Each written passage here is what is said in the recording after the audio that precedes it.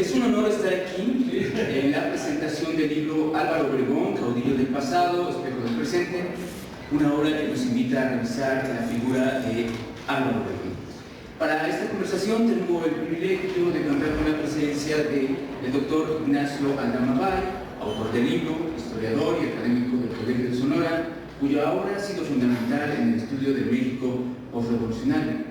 El doctor Víctor Reynoso Angulo, académico de la Universidad de las Américas Puebla, y el maestro Aguilar Camín, reconocido periodista, historiador y novelista. Agradecemos su presencia y la de todos ustedes, quienes con su interés hace posible este diálogo. Para iniciar, cedo la palabra al autor, al doctor Ignacio Aldama Bay. Doctor, por favor. Buenas tardes, muchas gracias por su presencia, a todas y a cada uno de ustedes que están aquí acompañándonos. También, por supuesto, a mis compañeros de la mesa, el doctor Aguilar Camín, el doctor Víctor Reynoso, el señor García Morales y de los organizadores de la FIL.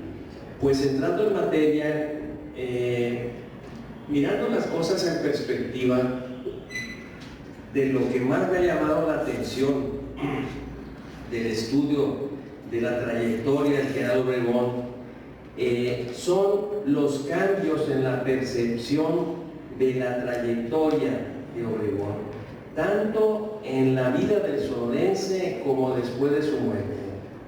Por ejemplo, la versión original de La sombra del caudillo se empezó a publicar por entregas cuando Obregón vivía, a partir del domingo 27 de mayo de 1928 en el Universal.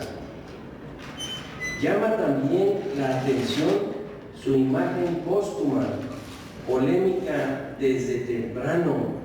Tenemos como, por ejemplo, entre los dirigentes zapatistas del 28, 29, 30 y en los 30, Obregón es una gran figura.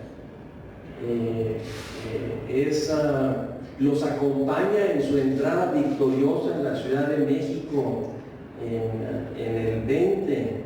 Entonces, estas coaliciones que arma el general Obregón para alcanzar la presidencia y para permanecer en ella después, dan resultado estas opiniones encontradas.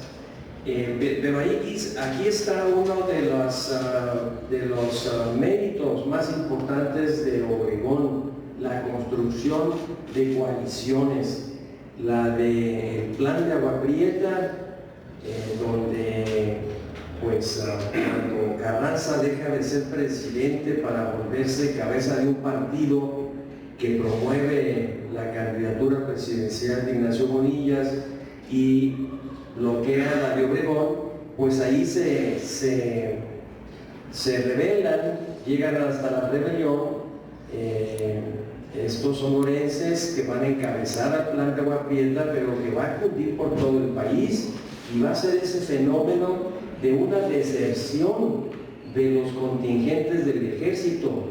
No hubo una gran batalla. Los jefes oficiales y clases y la tropa desertan de los generales carrancistas. En cuanto a las batallas del Bajío, subrayo, Katz enumera y precisa en la biografía de Villa los errores tácticos y estratégicos de la División del Norte y del propio Villa. Son páginas que en su momento fueron un parteaguas en la historiografía de la Revolución, donde allí Katz documenta cómo Villa ni siquiera pasa a reconocer el terreno de la batalla de Celaya con la prisa que traía, tampoco guarda una reserva para echar mano de ella más adelante, como si lo hace Obregón, por ejemplo. Y así otros errores, y sumando estos relatados, reunidos por Friedrich Carls, está el papel, la aportación que hace Hansen sobre el decisivo papel de las ametralladoras que efectuó el cuerpo del Ejército del Noroeste en las batallas de Celaya y Trinidad. Es un papel que ocurre cuando el péndulo táctico se cargó a favor de la defensiva con las armas automáticas rápidas. Disparaban en línea recta, no en parábola como los cañones, dando en el blanco desde 1000 metros de distancia, disparando cada vez un mayor número de balas por minuto, con cientos de cartuchos en cinturones. Entonces, bueno, esto es, creo yo, lo que explica mayormente las derrotas del Bajío de la División del Norte. Pero además, en un enfoque macro, la trayectoria de Obregón está ubicada dentro del choque cultural del norte del país con el centro y sur del país. Y no solo a nivel de las élites. Ahí tenemos los testimonios de la época de Carlos Pereira, de Federico Gamboa, de Nemesio García Naranjo, sino también a nivel de las clases populares y de la vida cotidiana, como es el ámbito de las manifestaciones religiosas. En vida de Obregón están las críticas de Carlos Pereira, nacido en Coahuila, no lo confundamos, subsecretario de Relaciones Exteriores en el Porfiriato, canciller de Huerta, hispanófilo, va a publicar cerca de 20 volúmenes sobre la obra de castellanización que emprendió la monarquía hispánica en lo que ahora es el continente americano. Y también, pero ¿cómo pinta Calles Pereira? Se quedó congelado Pereira en la imagen de Calles como el comisario de Agua Prieta, el comisario arbitrario de Agua Prieta, ¿no? Federico Gamboa, funcionario del Porfiriato y el gobierno de Huerta, él registra, quizás sea con la prosa más fluida y aguda, este choque cultural, pero es un Obregón sin Vasconcelos, es un Obregón sin la Secretaría de Educación Pública. Y así también va a ser muy crítico de Calles, ¿no? Y del Maximato. Bien, entonces, y veamos, la prosa de Martín Luis Guzmán ha envejecido mejor que la prosa de Pereira y de Gamboa, en mi opinión.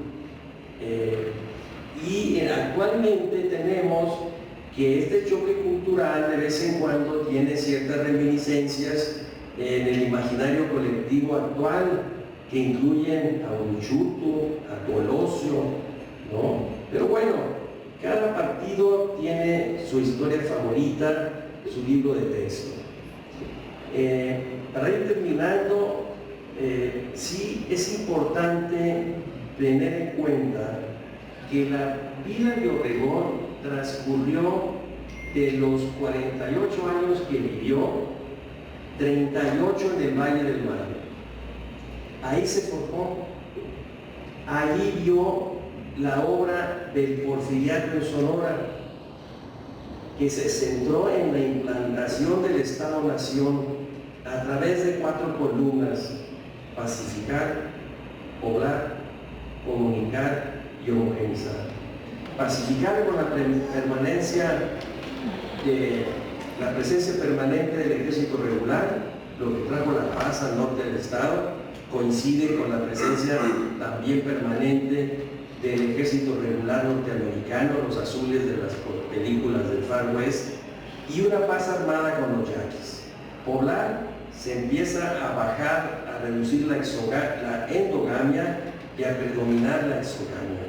En comunicar está el impacto del ferrocarril, que enganchó a la economía local con la estadounidense, y la homogenización de la población con una educación primaria pública, gratuita que continuó la obra de Ramón Corral como gobernador de Sonora en el Porfiriato. Bueno, pues dejaría hasta aquí los grandes rasgos que he traído para escuchar a los comentaristas, y quizás de lo último me esperé en reunir unas cápsulas biográficas de los generales y jefes del ejército huertista que combatió Obregón, con el fin de, bueno, vamos a estudiarlos, y resultó que no eran ni pusilánimes ni incompetentes, y tampoco no eran impreparados. Más de la mitad de ellos pertenecían a la rama de la artillería, y de estos la mitad habían tomado recientemente, en el último año, a las batallas contra Obregón, algún curso o viaje de estudios y de prácticas a Europa y a Estados Unidos en el ramo de la artillería. O sea que sí, Refugio Velasco no combatió contra Obregón, pero no era el único artillero del ejército huertista y antes porfirista. Todos estos, como por ejemplo el general de división José María Mier, jefe de la división de occidente del ejército huertista, al mando de 5,000 efectivos, muere pistola en mano. Mier, que había estado en el juicio a Bernardo Reyes como parte del jurado en aquella grilla que le arman a Bernardo Reyes ya estando Madero en la presidencia, ¿no? Y también, por ejemplo, el general Gil muere en Cruz de Piedra peleando, disparando a las tropas, en este caso de Benjamín Gil, ¿no? Entonces, quiero cerrar con eso y agradecer la atención de todos ustedes. Gracias. Muchas gracias, doctora Damabay. Para continuar con nuestra conversación, cedo ahora la palabra al doctor Víctor Reynoso, por favor. Buenas tardes, yo agradezco mucho la invitación a estar en esta mesa. Es un honor estar desde luego con Nacho, con Héctor Aguilar Camil, aquí en mi alma mater y en la escuela donde estudió mi padre, ingeniería, hace ya muchas décadas. Desde luego una felicitación, creo que es muy importante publicar una biografía de Obregón. Como dice Yuval Harari, la historia no trata del pasado, la historia trata del presente y sobre todo trata del futuro. Y como escribe Nacho por ahí, no encontré la cita, la historia no se está quieta, la historia siempre está cambiando, siempre estamos cambiando nuestra versión de lo mismo. Me parece que el lugar de Obregón es muy importante. Hay un análisis de Héctor Aguilar Camil, originalmente publicado en La ceniza y la semilla, que dice más o menos, voy a citar de memoria, para entrar a la historia oficial de México se necesitan dos cosas: haber derramado sangre y haber perdido. Como Obregón no perdió, sí le tocó ser militar, sí derramó sangre, no tanta lamentablemente como Francisco Villa, pero como no perdió, es muy difícil meterlo en nuestra historia oficial. A mí mismo, yo leyendo el libro de Nacho, decía, me cuesta trabajo ver a Obregón como un gran personaje de nuestra historia. Yo creo que es un gran personaje de nuestra historia por varias razones. Y el libro lo demuestra. No es un libro en blanco y negro, la portada sí es en blanco y negro, está muy bonita, como ustedes pueden ver, pero el libro es un libro multicolor. No había de otra cuando se realiza un personaje que estuvo en una guerra civil. En la guerra civil no se puede ser blanco y negro, no se puede ser absolutamente bueno o absolutamente malo.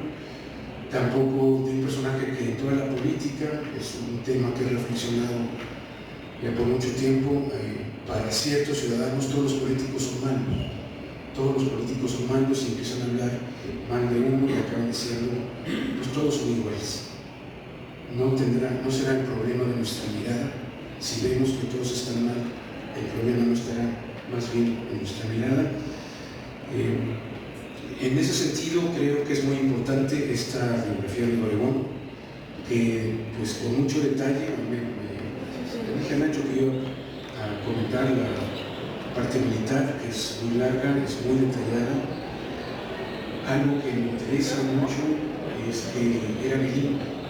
Álvaro Obregón era bilingüe por su perfil, por las fotografías que tenemos de él, por su apellido. Parecería que era un criollo puro, que tenía poco que ver con el México llamado profundo, con el México mestizo o indígena. Él hablaba caíta, que es lengua de yaquis y mayos, la misma lengua de estos dos grupos étnicos, y tenía un vínculo, el mayor vínculo que puede tener uno con otra cultura es la lengua, y este vínculo lo tenía Obregón. Entonces me parece importante que tengamos esta obra. Como me tocó la parte militar, pues cogí el libro de Sun Tzu, El arte de la guerra, y dice Sun Tzu, hay 5 factores en el arte de la guerra. El primero es la moral, el liderazgo moral. Hay problemas de traducción, en chino es Tzu, en chino, perdón, es Estado, la palabra que dice el primer factor en el arte de la guerra es el Tao. Muchos lo traducen como moralidad, liderazgo moral. Me quedo con esa traducción, hay otras, yo me quedo con esa, y creo que lo que nos muestra la trayectoria de Obregón en el libro de Nacho es que había un liderazgo moral, había un vínculo de moralidad, en el mejor sentido de la palabra, entre Obregón y su tropa. Esto me recordó una idea de liderazgo. Líder es aquella persona que crea las condiciones para que todos hagan lo que tienen que hacer. Líder es aquella persona que crea las condiciones para que todos seamos nuestra mejor versión. Yo lo he vivido, no voy a hablar de eso, pero creo que Obregón, como militar, fue un líder en ese sentido. Creó las condiciones para que su tropa se sintiera segura, se sintiera motivada, sintiera que tenía un jefe responsable y con talento, y esa capacidad creo que fue decisiva, desde luego su éxito como militar y también su éxito como político. Es muy detallada la historia que hace Nacho, la revisión de esta larga trayectoria militar de Álvaro Obregón. Hay 8.000 kilómetros de campaña, nosotros 8.000. Está por ahí un cuadro, página 191, ya que derrotan a la división del norte de los Aguascalientes, siguen 8.000 kilómetros de campaña. Entra un factor, a mí siempre me he preguntado por qué los sonorenses ganaron la revolución, si era un estado tan lejano física y culturalmente. Bueno, hay varias razones, están explicadas en el libro, pero una de ellas fue el factor norteamericano, el apoyo de los Estados Unidos, que permitió al ejército de Obregón transitar, ir de Tamaulipas a Sonora. No era viable el ejército a Chihuahua, y de Coahuila a Sonora no era viable. Hay una sierra y estaban los villistas. ¿Cuál es la solución? Cruzamos la frontera, vamos por Texas, a Nuevo México, eso, y ya estamos en Sonora sin mayor problema. El factor norteamericano jugó mucho a favor de Obregón y de su ejército. Es muy interesante, a mí me llama la atención cuánto talento, cuánta energía, cuántos recursos se gastan en una guerra. Ojalá no tengamos que vivir eso. Pero Obregón le tocó y tuvo la capacidad, aprendió a ser militar y llegó a ser un militar extraordinario. Hubo cosas innovadoras como el primer bombardeo a un buque de guerra. Hubo cosas no tan novedosas, pero sí relativamente novedosas desde luego en México y poco frecuentes en la guerra.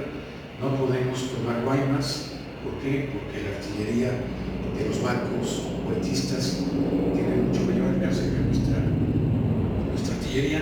¿Qué hacemos? Pues no tomamos Guaymas, encapsulamos al ejército puertista y nos seguimos para el sur. Lo mismo en Guatabampo, me parece, Topolobampo, Mazatlán, Manzanillo. Fue una estrategia muy interesante, no arriesgó a sus soldados. Tomar Guaymas, como algunos lo sugerían, o tratar de tomar Guaymas hubiera sido una carnicería, tranquilo, no nos conviene tomarla, no lo tomamos, dejamos encerrados al Ejército Federal. La cuestión del abastecimiento, que va a ser una logística, también está muy mencionada en el libro. Es algo que había que cuidar, que el ejército tuviera que comer, que el ejército tuviera municiones. Esos vías de abastecimiento las cuidó mucho Obregón, el conocimiento del terreno, clima y topografía, también lo resalta Nacho, conocimiento del adversario, sabía que Villa era temperamental y usó este temperamento de Villa en las batallas del Bajío, que me enteré. Yo creía que Obregón había perdido su brazo en la batalla de Celaya, no, fue en la Trinidad, que es un conjunto de 4 batallas decisivas en el curso de la Revolución. También la cotidianidad de la tropa, sabía que se cansaban los soldados, sabía que había de tener reserva, se preocupaba por su tropa. Creo que eso es muy importante. También es un problema de la política en general. ¿Qué tanto es capaz de ver y escuchar a un político? Creo que Obregón vio y escuchó muy bien con su participación en la Convención de Aguascalientes las demandas populares a las que no era tan sensible. No sé si tenían tanto contacto con Mayos y Yaquis, porque no tenían la sensibilidad ante las demandas sociales que sí tenían Villa y Zapata, pero no la tenía, pero tomó nota. En la convención vio y escuchó, tomó nota, incorporó a su agenda las demandas populares de campesinos y obreros. Ya lo mencionó Nacho, era un buen político, era capaz de conciliar, era capaz de llegar a acuerdos, era capaz de hacer coaliciones. Esta es una gran cualidad de todo líder político militar. Creo que es algo importante. Y bueno, termino con una palabra que me llamó mucho la atención: dispersos. La contabilidad que hace Nacho después de cada batalla habla tantas bajas, tantos heridos, tantos prisioneros, tantas balas, tantos cañones, tantos dispersos.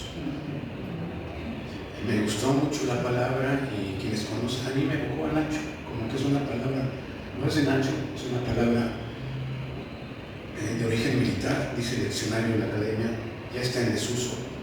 Es de origen militar y se refiere a algo así como un militar que no está incorporado en su ejército. Pero me recordó muchas pláticas con Nacho, que de repente incorpora palabras que no son domingueras, pero tampoco suaves, y que dicen mucho. Pues gracias nuevamente por la invitación y le doy las gracias.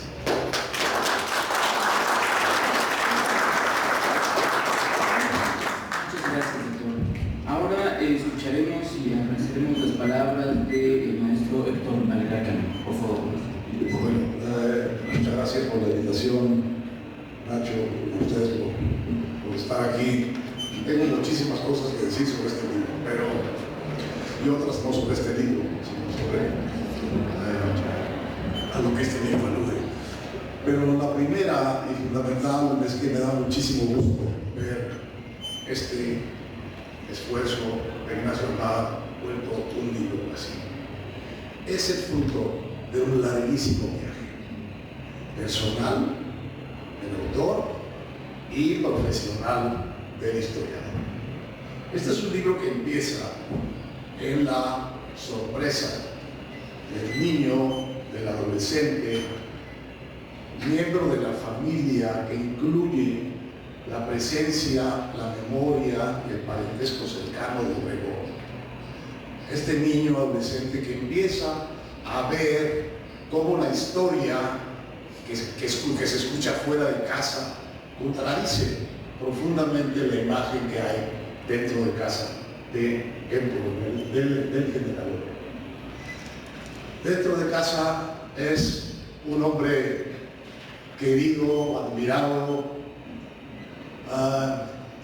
familiar, simpático, proveedor de grandes iniciativas y gran sencillez. Pero dentro de casa mismo, su cuñada, creo que Claudia Tapia, la hermana de María Tapia, Carmen Tapia, dice: lo único que no le perdono yo a Álvaro es que no se haya reconciliado con Diegues y que haya matado a Serrano.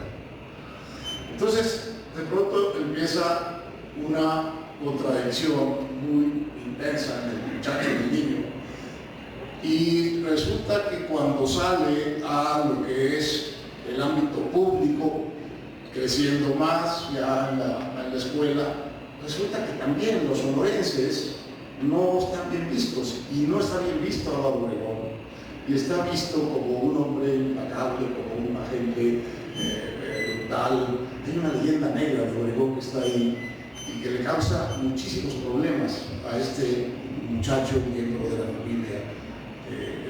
Entonces empieza ahí la carrera múltiple de Nacho, se vuelve primero doctor, y luego se vuelve historiador, y siempre trae ese asunto pendiente de quién era realmente el general Obregón. Y la respuesta a eso la encontró, pues, no sé, 50 años después, y está puesta en este libro, en donde están puestos todos los valores, toda la calidad del oficio del historiador profesional al servicio de ese momento en que de pronto la historia empieza a ser adversa, de desafiar las creencias más inocentes, si se quiere, que uno tiene, y empieza el mundo a ser un mundo complejo, un mundo adulto, un mundo lleno de riñas, lleno de diferencias, en el medio nada menos que de una revolución. Este es el esfuerzo, yo creo que perfectamente logrado, de Ignacio Almada Pey, de ofrecer una historia profesional sobre este personaje fundamental de su infancia, de su adolescencia y de su familia, en busca de una visión que no toma partido, que no ataca, que no defiende, que explica. Lo que quiere es explicar. Y me parece que si algún logro mayor tiene este libro, es que ha logrado esto.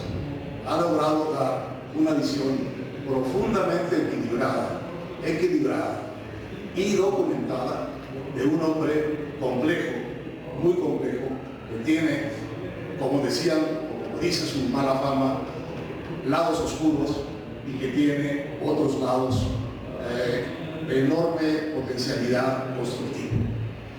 Aquí vemos entonces a Obregón de cuerpo completo, desde su nacimiento, y más que desde su nacimiento, desde la región que lo hace posible en medio de la escasez y de la exigencia de la difícil vida en el desierto, en medio de una realidad social muy sencilla, muy en cierto sentido primitiva, y al mismo tiempo muy compleja, porque está mezclada con la convivencia con dos de las grandes tribus pacíficas y luego no pacíficas, alternativamente pacíficas y guerreras de la historia de México, que son los yaquis y los mayos. Y es en este mundo, en donde Álvaro Obregón, desde el principio, da las muestras de el tipo de hombre que es. En primer lugar, es un agricultor. En segundo lugar, quiere ser un inventor. En tercer lugar, es un agente que se lleva bien, porque es bilingüe, pero que se lleva bien no solo si había, sino acaba siendo líder tanto de los mayos que están en la zona de Guatabampo como de los yaquis, y va a volverse un verdadero prodigio de aprovechar las oportunidades que la vida le da. Y las oportunidades que la vida le da a Álvaro Obregón, o a muchos otros, es que se le cruza en el camino una revolución. Si no se hubiera cruzado en el camino de Álvaro Obregón esa revolución, a lo mejor hubiera sido Álvaro Obregón un conocido agricultor de la zona de Guatabampo, que había tenido algún prestigio por ser guapo, por ser inteligente y por ser muy divertido. Pero se le cruzó ni siquiera una revolución, sino la invasión de unas tropas chihuahueñas bajo el mando de Pascual Orozco, bajo el liderato de Pascual, que entraban a Sonora, que invadían Sonora, que tocaban, digamos, el núcleo intocable para un sonorense de entonces y de ahora, que es la soberanía del territorio y del territorio donde estamos nosotros. Bueno, eran sociedades acostumbradas a defenderse solas de todas las acechanzas que había, fueran abigeros, fueran apaches, fueran indios alzados, fueran guerrilleros orozquistas. Y entonces en 1912 sorprende esta invasión a Obregón siendo presidente municipal de Guatabampo, y de ahí, paso a paso, toma todas las oportunidades que la vida le ofrece y las gana todas. Tarda 9 años y un mes, dice, no, en pasar de ser presidente de Guatabampo a pasar a ser presidente de la República. Todo esto está aquí. Está muy largamente, para mi gusto, el tema militar, pero yo, porque soy muy mal lector de cuestiones militares, no entiendo esas cosas de los flancos. No le entiendo.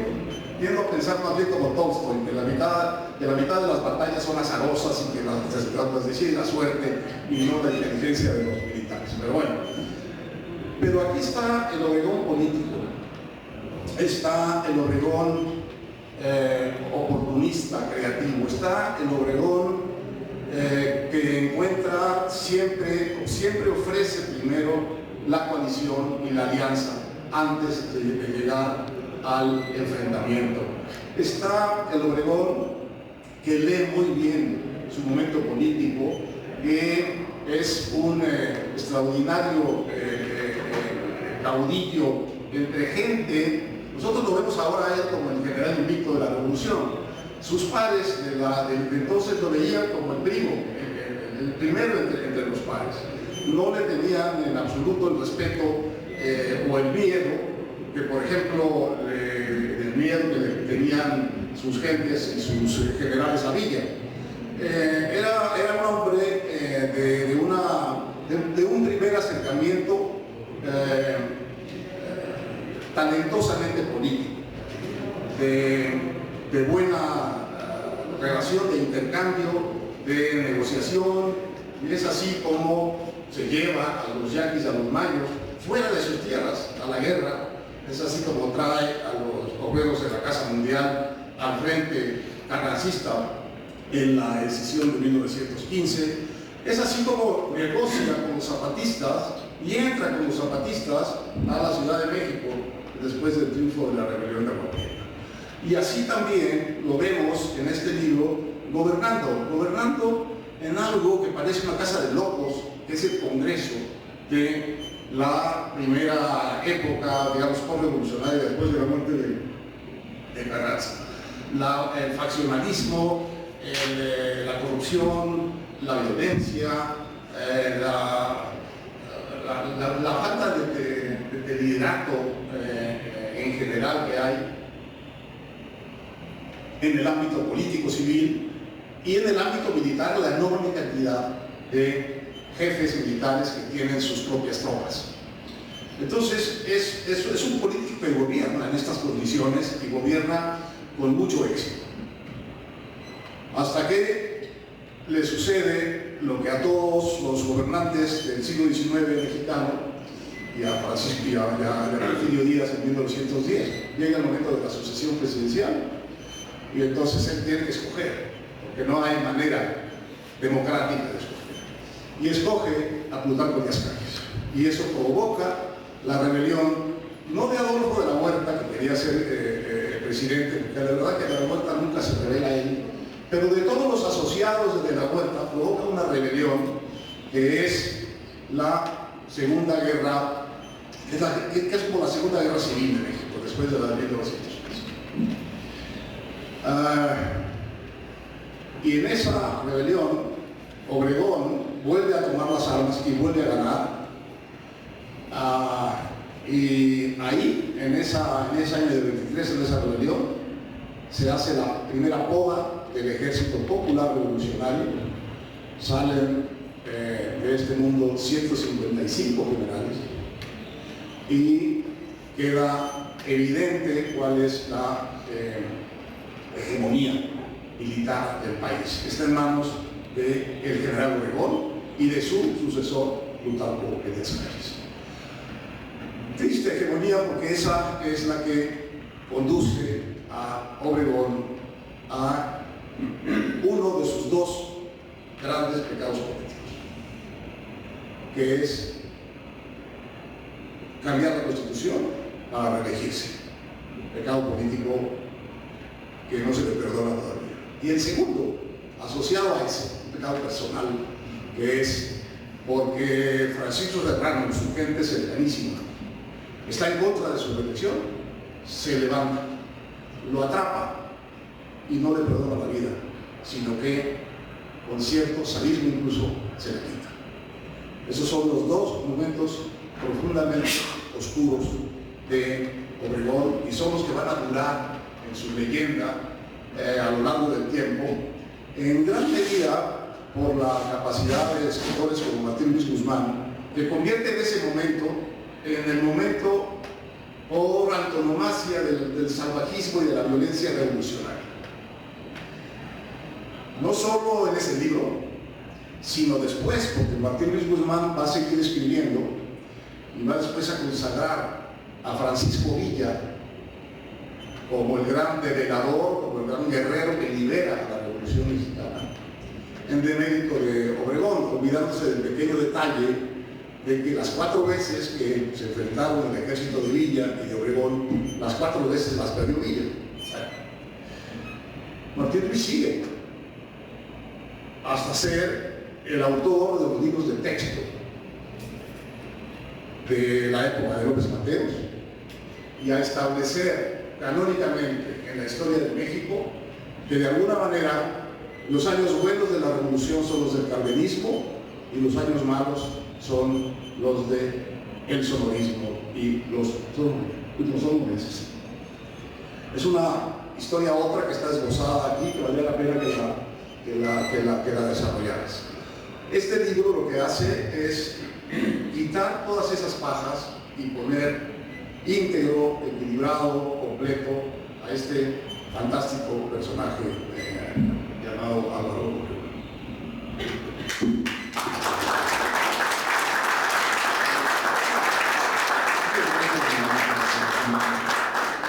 Tenemos unos minutos, si alguien quiere hacer algún comentario, alguna pregunta, por favor. Por favor. Buenas tardes, gracias. Yo le quiero preguntar al autor sobre la herencia de Obregón, porque todavía hoy muchos políticos sonorenses se dicen obregonistas.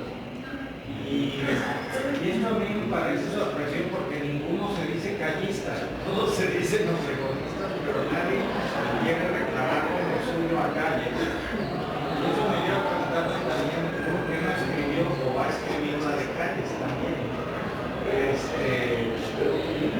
Número 2, muy rápidamente. Siempre he pensado, a lo mejor estoy equivocado, que qué bueno que ganaron los sonorenses, como los tabasqueños, como Gabriel Canaval. Pero en el siglo XXI está saliendo al revés, están ganando los del sur y no los del norte.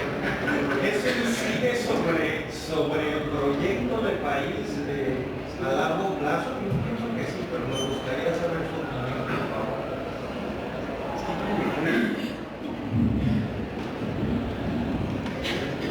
Vaya tarea que me has dado.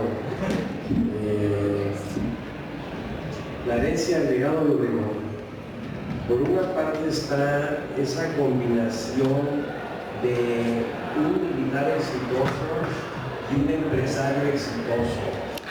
Algo que luego se va a ver mal, va a oler mal, va a quedar estigmatizado. comercializar. Y Obregón lo logró, lo fue cuando unifica a los productores del garbanzo para que se esperen a vender juntos y así aprovechen el precio que entonces estaba por las nubes por la Primera Guerra Mundial y porque pues, el ejército norteamericano lo tenía en su miedo al garbanzo. Por ejemplo, ¿no? En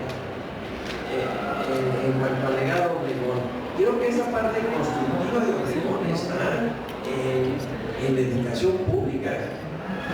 En el ejercicio del gobierno de México, de acuerdo al estudio, ¿te acuerdas de este norteamericano que estudia los presupuestos federales mexicanos por 40, 50 años? Y entonces se encuentran que el año en el que más se gasta en educación es el segundo año de Obregón, es 1922. Se gastó allí el presupuesto ejercido, no programado, ejercido, más del 50%, hacia el 53% del presupuesto fue en educación. Entonces, eso va a permitir que la obra de Vasconcelos, ese apil de Vasconcelos, para traerse a Gabriela Mistral y a muchas otras gentes, a Víctor Raúl Aya de la Torre, etcétera, pues tuvieran 4 patas y un tablado, así, una mesa que tuviera forma, que se abrieran escuelas en el campo, etcétera, ¿no? Creo yo que eso es muy importante. Después del legado seguía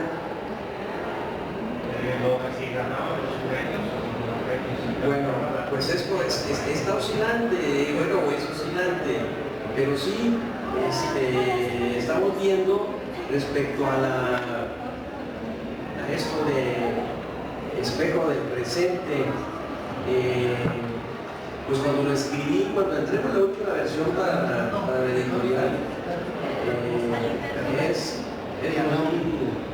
es en septiembre, octubre de 2023, y entonces todavía estaba en los periódicos una probable reelección. Aquí hablo como cada 6 años, sobre todo cuando el presidente en turno coquetea, juega con la reelección como Miguel Alemán, pues sacude la memoria de Obregón, ¿no? Sale en los medios de esa época, de esos años, ¿no?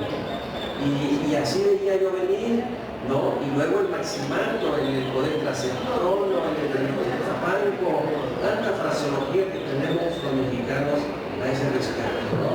Y ahora viene esto, en que lo que estamos viviendo ahorita, pues miren, tiene cierto parecido con 1916-17, con la punitiva, con Pershing, ¿no? Porque entonces en la actualidad la dimensión territorial es muy importante en este litigio con Estados Unidos, por ejemplo.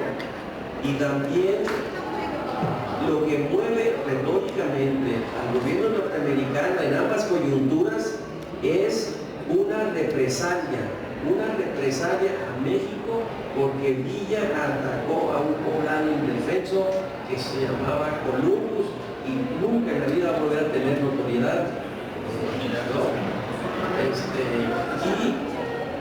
Y en la actualidad, pues la represalia es por la exportación del fentanilo a los Estados Unidos. Entonces sí hay ciertas similitudes, analogías, pero se antojan para mí muy superficiales. Pero sí da motivo para en otra ocasión, en otro momento, conversar sobre eso. Muchas gracias, maestro. Gracias por asistir a esto. Les invitamos a participar en la Feria del Libro, seguir visitándola y, por supuesto, a adquirir el libro que está aquí presente. Muchas gracias a nuestros maestros. Ya nos están pidiendo el espacio.